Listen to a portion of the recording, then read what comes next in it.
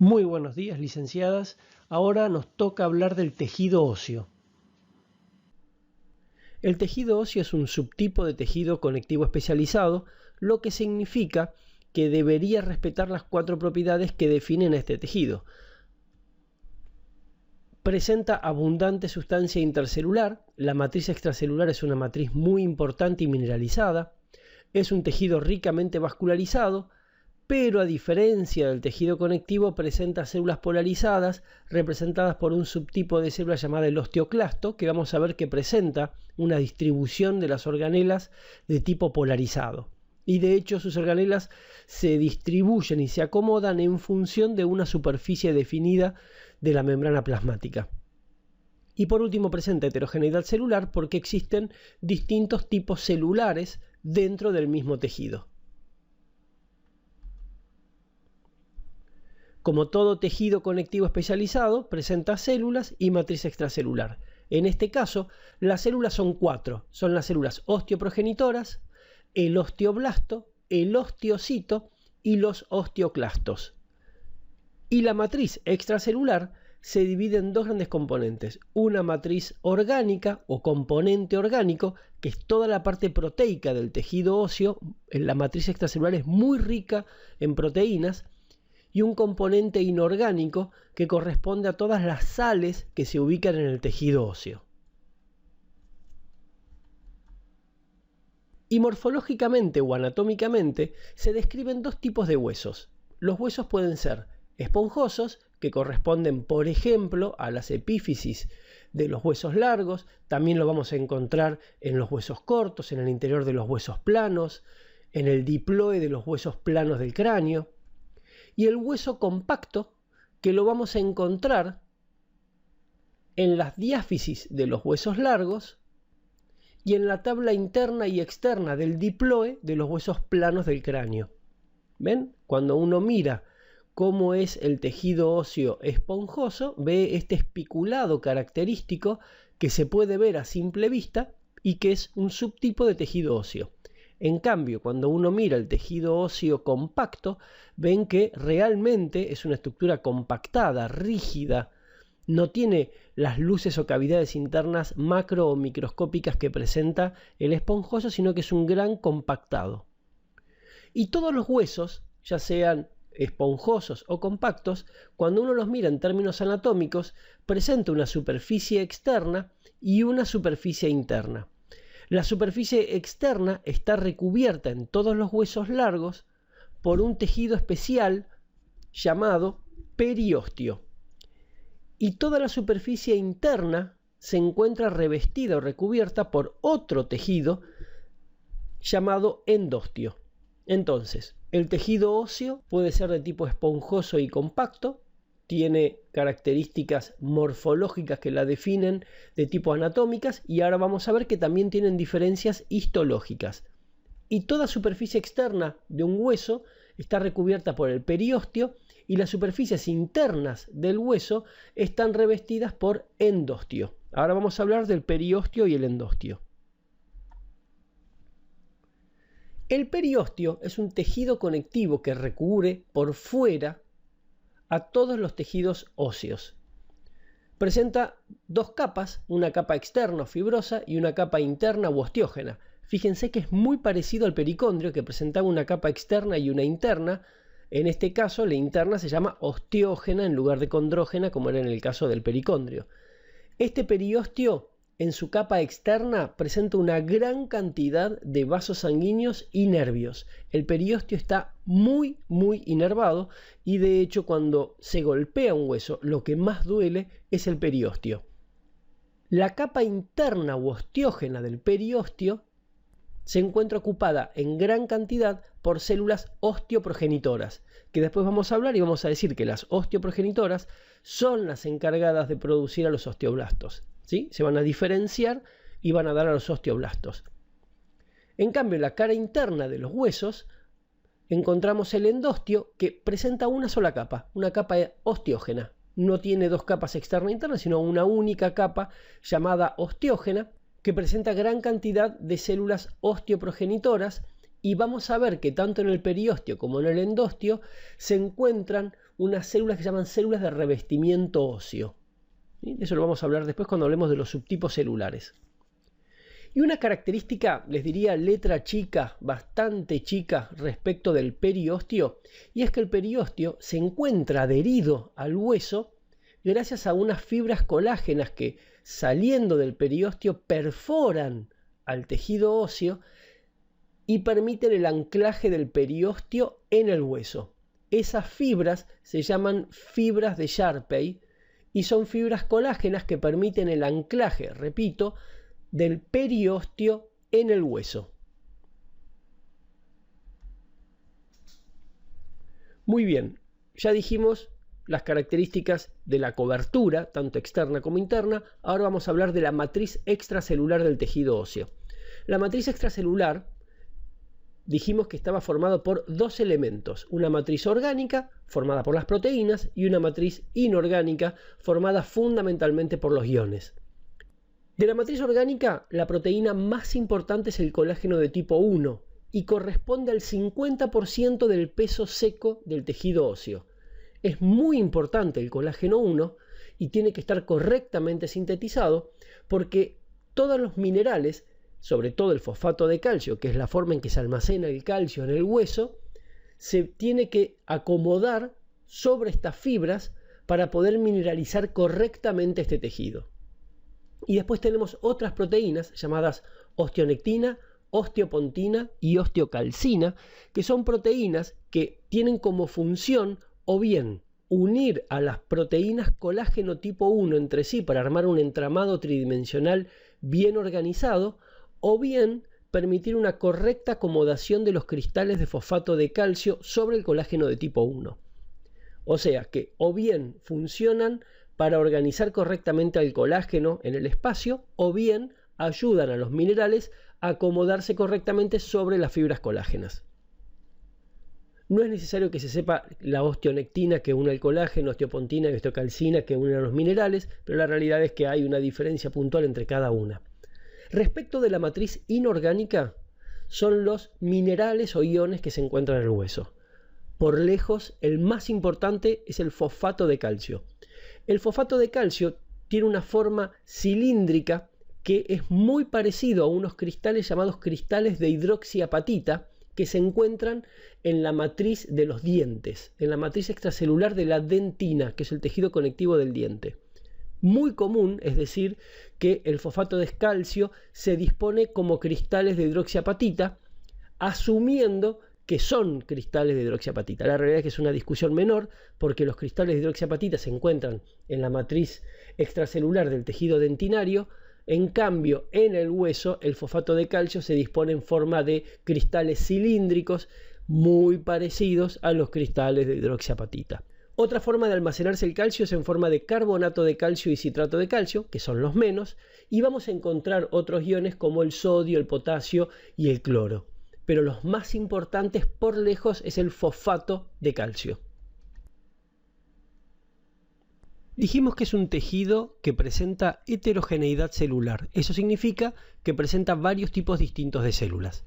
En el tejido óseo, las células son las osteoprogenitoras, que son células madre, los osteoblastos, que vamos a ver que son las células encargadas de la síntesis de la matriz extracelular, y que presentan un subtipo llamados célula de revestimiento óseo, que son las células que son inactivas, es decir, son osteoblastos inactivos. Después tenemos otras células llamadas osteocitos, que son las encargadas de degradar el hueso, pero que cuya función va a ser la degradación de la matriz ósea para liberar calcio a la sangre. En este caso, recuerden, vamos a verlo más adelante en detalle, va a ser muy importante la liberación de calcio hacia la sangre por parte del osteocito y la captación de calcio de la sangre hacia el hueso por parte de los osteoblastos. Y la última célula, el osteoclasto, es una célula gigante y polarizada. Esta es la célula que está polarizada, multinucleada también, muy llamativa, y que tiene como función degradar el hueso pero para remodelarlo. Así que fíjense que es un tejido que presenta una gran variedad de células con funciones bastante llamativas y que ahora vamos a ir describiendo uno por uno. La célula osteoprogenitora es una típica célula madre. o sea que presenta todas las características que definen a una célula madre. Recordemos rápidamente que presenta un núcleo de cromatina granular, citoplasmas muy pálidos porque prácticamente no presentan organelas, y las organelas que hay no hay ninguna que predomine, a eso lo llamábamos ambigüedad organelar. Y su función es diferenciarse a osteoblastos. ¿Dónde las vamos a ubicar? Fundamentalmente en la capa interna o osteógena y en el endostio, que tenía una única capa. Recordemos entonces, la función de la célula osteoprogenitora es diferenciarse a los osteoblastos, o sea que es una célula madre del tejido óseo. El osteoblasto, que es un clásico modelo de célula productora de matriz extracelular. Y esta es una célula que tiene una característica que se dispone en forma epiteloide. Epiteloide significa que se disponen una al lado de la otra, apoyadas sobre una superficie ósea, tanto superficie externa como superficie interna. Entonces uno dice, ¿pero cómo? ¿Está por encima del periósteo o del endostio? No, no, no. El endostio está recubriendo al hueso que tiene apoyados a los osteoblastos. El osteoblasto tiene una cara de apoyo sobre el hueso, una forma rectangular, con un núcleo redondo y la posición puede ser central, apical, lateral. No tiene una posición específica, pero que es de cromatina laxa y un citoplasma basófilo por una gran cantidad de reg y un Golgi muy importante perinuclear. Obviamente que esto define su función, que es la de producir la matriz extracelular. Y una característica de esta célula es que puede ser teñido con una técnica especial, que es la técnica de Gomori para fosfatasa alcalina. La técnica de Gomori pone en evidencia la fosfatasa alcalina que se encuentra dentro de los osteoblastos. Y como no es una célula polarizada, ella sintetiza la matriz extracelular hacia el hueso y a veces sintetiza hacia afuera. Cuando queda recubierta de su propia matriz sintetizada, en ese momento queda dentro del hueso y pasa a diferenciarse a osteocito. Entonces, resumiendo, el osteoblasto es una célula que se ubica en las superficies óseas, tanto externa como interna, por dentro de periósteo y endostio. Tiene una disposición epiteloide, una al lado de la otra, con un núcleo de cromatina laxa y citoplasma basófilo porque presenta abundante reg y un Golgi muy importante. Presenta como función más importante la síntesis de la matriz extracelular ósea, es decir, sintetiza la matriz orgánica y la matriz inorgánica, y como características da positivo para la reacción de Gomori que pone en evidencia fosfatasa alcalina, y al quedar recubierta por su propia matriz se diferencia a osteocito.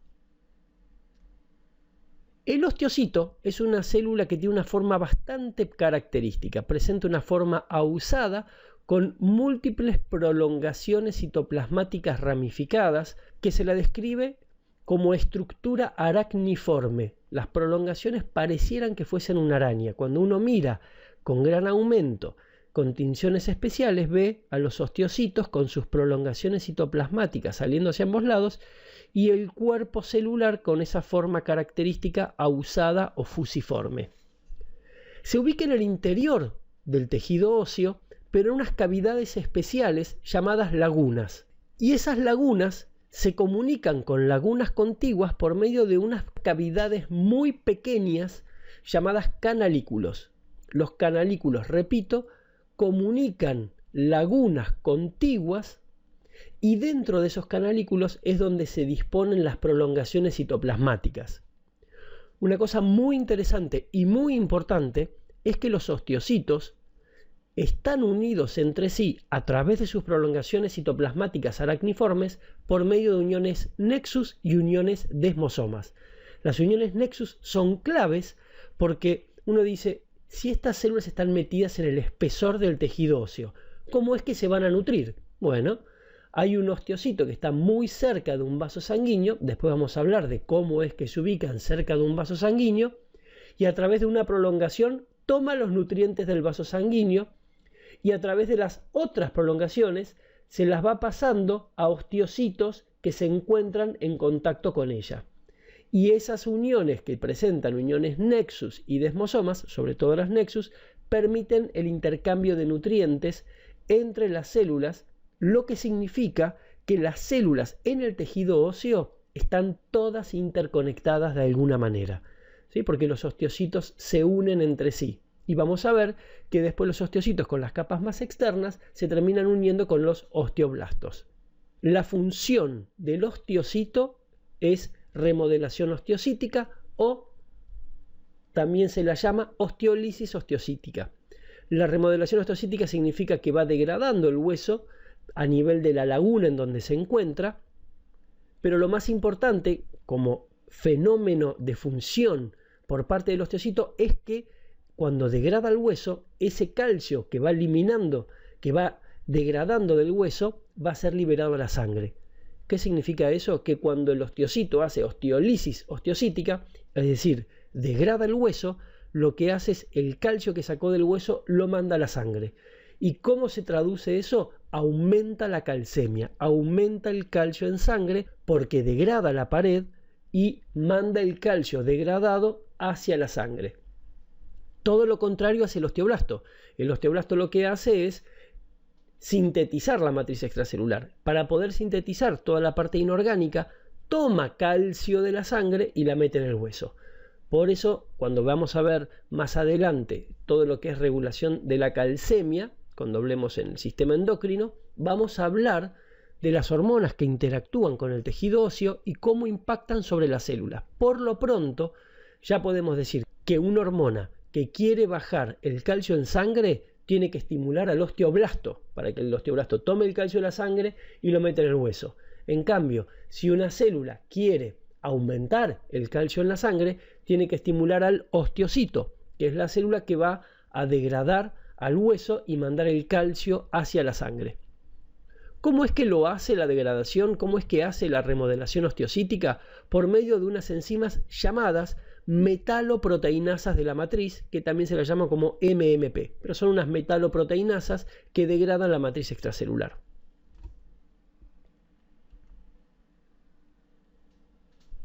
El osteoclasto es una célula gigante, multinucleada y polarizada. Fíjense que esta es la célula polarizada. Se ubica en una depresión de la superficie ósea, tanto externa como interna, llamada laguna de Hauship. Repito, la laguna de Hauship es la depresión de la superficie ósea donde se ubica el osteoclasto. Está polarizada porque en contacto con la laguna de Hauship, la superficie celular presenta unos pliegues o invaginaciones muy marcados que se llaman borde fruncido. El borde fruncido es la zona de contacto del osteoclasto con la laguna de Hauship. ¿Cuál es la importancia? En el borde fruncido hay grandes cantidades de bombas de protones. Ahora después vamos a ver para qué. Pero las bombas de protones, ya aclaramos, bombean activamente protones hacia la laguna de Hauship, lo que significa que la laguna de Hauship presenta un pH ácido. Es multinucleada porque presenta múltiples núcleos y en su citoplasma se ve que es fuertemente acidófilo porque presenta gran cantidad de mitocondrias y lisosomas. Cuando uno describe las partes del osteoclasto en términos de su polaridad, describimos la zona de borde fruncido, una zona filamentosa a los costados, la zona vesicular, que corresponde a todos los lisosomas que tiene en su interior, y una zona basal en donde se encuentran los núcleos, se encuentra el REC y se encuentran los Golgis. Tienen abundantes aparatos de Golgi. Pero lo más importante son los lisosomas, porque la función de los osteoclastos es hacer resorción ósea. La resorción ósea es degradar al hueso, pero con fines de remodelado, puntualmente para poder remodelar la superficie ósea. Sin embargo, obviamente que todo hueso que es degradado, los minerales son liberados a la matriz y lo hace por unas vesículas de transitosis que van captando todos los minerales que son degradados, atraviesan por completo la célula y son liberados por la otra superficie. Obviamente que acá vamos a encontrar a los vasos sanguíneos. Repasamos un poco. Los osteoclastos son células gigantes, multinucleadas y polarizadas que se ubican en la laguna de Hauship. La laguna de Hauship es una depresión de la superficie ósea. La polaridad está formada por el borde fruncido, que es la superficie del osteoclasto en contacto con la laguna de Hauship, que presenta unos pliegues muy importantes, y sobre la membrana hay una gran cantidad de bombas de protones que bombean protones hacia la laguna de Hauship. Después le sigue una zona filamentosa, la zona vesicular que contiene lisosomas, y finalmente la zona basal que contiene los múltiples núcleos al REC, al Golgi, y las mitocondrias están distribuidas homogéneamente en toda la superficie de la célula. ¿Cuál es la importancia? Hace la resorción ósea, que es degradar al hueso con fines de remodelado óseo. Para poder hacerlo, libera los lisosomas hacia la laguna de Hauship. Pero recordemos que los lisosomas presentan enzimas hidrolasas ácidas que solo actúan a pH ácido. Por eso la necesidad de las bombas de protones, para que bombeen activamente hacia la laguna de Hauship, mantengan un pH de 5 que permita que las enzimas lisosomales actúen sin problema sobre el hueso calcificado. Una vez que se produce la degradación como forma de resorción ósea, los minerales son captados por vesículas de endocitosis, atraviesan toda la célula por un mecanismo que se llama transcitosis y son liberados hacia los vasos sanguíneos que se encuentran en el polo opuesto. Los osteoclastos presentan una función más y son células presentadoras de antígenos. Son capaces de presentar antígenos al sistema inmunológico porque tienen actividad macrofágica o fagocítica. Y hay una gran discusión respecto de cuál es el origen del osteoclasto. Antiguamente se asumía, como era una CPA y era multinucleada, que surgían por la fusión de múltiples monocitos. Hoy en día ya se sabe que los osteoclastos provienen de una célula madre llamada preosteoclastos que se encuentra en la médula ósea. Estos preosteoclastos, a su vez, provienen de una célula mesenquimática, pero el osteoclasto proviene de una célula madre llamada preosteoclasto que se encuentra en la médula ósea. Y por último, la célula de revestimiento óseo. La célula de revestimiento óseo es una célula que corresponde a osteoblastos inactivos en zonas sin remodelado. En las regiones en donde no existe momentáneamente una remodelación ósea importante, los osteoblastos se inactivan y pasan a llamarse células de revestimiento óseo. Y muy frecuentemente se agregan en el periósteo o en el endostio. Por eso cuando las encontramos en el periósteo, las llamamos células del periósteo, si están en la superficie externa, obviamente, y si están en la superficie interna, se las llama células del endostio. ¿Cuál es la característica histológica? Como es una célula inactiva, presenta muy pocas organelas y núcleos de cromatina granular adensa. Ahora, el hueso compacto, que corresponde a las porciones de las paredes diafisarias, presentan esa estructura compacta porque se acomoda de manera muy particular. Para poder entender al tejido óseo, primero tenemos que hablar de la unidad histológica y funcional. Y la unidad histológica y funcional en el tejido óseo se llama laminilla ósea. La laminilla ósea es una placa de tejido óseo que tiene una longitud variable, un ancho variable y un grosor de 6 micrones. Son estructuras muy delgadas. Y estas laminillas óseas en el hueso compacto se disponen de dos maneras. Cuando uno mira al tejido óseo compacto, ve que, es decir, yo miro la pared compacta de un hueso largo a nivel de su diáfisis y veo que tiene, que sería esto también, veo que tiene una cara externa con periósteo, una cara interna con endostio, y las laminillas óseas se disponen de dos maneras, formando las laminillas circunferenciales externas e internas, que son las laminillas óseas dispuestas paralelas y en varias capas para formar una suerte de paredón externo e interno que contiene otras estructuras llamadas sistemas de Haber u ostiones. El sistema de Haber u ostión es una estructura formada por laminillas óseas que tienen una forma cilíndrica y concéntricas entre sí, son varias laminillas óseas repito, con una conformación cilíndrica y concéntricas entre sí, que la más interna limita una cavidad. Esa cavidad se llama conducto de Havers. Repito, un sistema de Havers u ostión es una estructura formada por laminillas óseas cilíndricas en disposición concéntricas y la más interna limita una cavidad llamada conducto de Havers. Fíjense que esto es una conformación como si fuesen las muñecas rusas, las mamushkas, que van una dentro de la otra, ¿sí? La más chiquitita va dentro de la que le sigue, la más que le sigue, y así sistemáticamente. Nada más que estos son cilindros huecos. Y en el interior tenemos un conducto llamado conducto de Havers. Acá está cortado longitudinalmente un sistema de Havers mostrándome el conducto de Havers. ¿Qué voy a encontrar en un conducto de Havers? Voy a encontrar capilares arteriovenosos y nervios. Repito, en los conductos de Havers se encuentran capilares arteriovenosos y nervios. Y los sistemas de Havers contiguos se comunican a través de unos tubos o canales o cavidades transversales llamados conductos de Volkmann. Repito, los conductos de Volkmann son conductos que comunican conductos de Havers de sistemas de Havers u ostiones vecinos. ¿Qué voy a encontrar en un conducto de Volkmann? Solamente capilares arteriovenosos. No voy a encontrar nervios. Entonces, en los conductos de Havers hay capilares arteriovenosos y nervios, y en los conductos de Volkmann solamente voy a encontrar capilares arteriovenosos.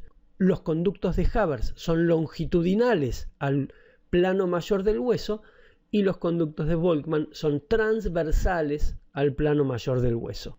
¿Dónde vamos a encontrar a los osteocitos adentro del tejido óseo compacto? Bueno, los osteocitos los vamos a encontrar en las laminillas de los sistemas de Havers. En el interior de las laminillas de los sistemas de Havers vamos a encontrar a los osteocitos. Los osteoblastos, por su lado, recordemos que están sobre la superficie externa y la superficie interna de los huesos por dentro del periósteo y del endostio. Por su lado, el tejido óseo esponjoso está formado por un espiculado muy característico que se llama trabécula ósea.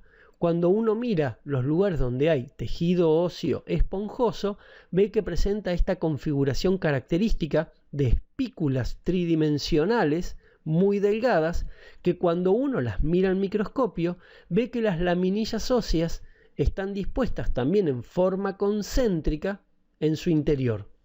Cuando yo lo miro con más detalle, voy a ver que en la superficie externa de la laminilla ósea voy a encontrar a los osteoclastos y a los osteoblastos dispuestos en forma epiteloide. Y los orificios microscópicos que se ven sobre la superficie de las trabéculas corresponden a los canalículos, que son las cavidades internas del tejido óseo en donde se encuentran las prolongaciones de los osteocitos, lo que significa que dentro de esta trabécula voy a encontrar a los osteocitos en su interior mandando prolongaciones a través de los canalículos. Excelente, chicos, terminamos la clase de tejido óseo, espero haber sido claro y bueno, nos estamos viendo ahora en la tercera parte que va a corresponder a todo lo que es osificación tanto endocondral como intramembranosa. Nos estamos viendo en un rato. Hasta luego.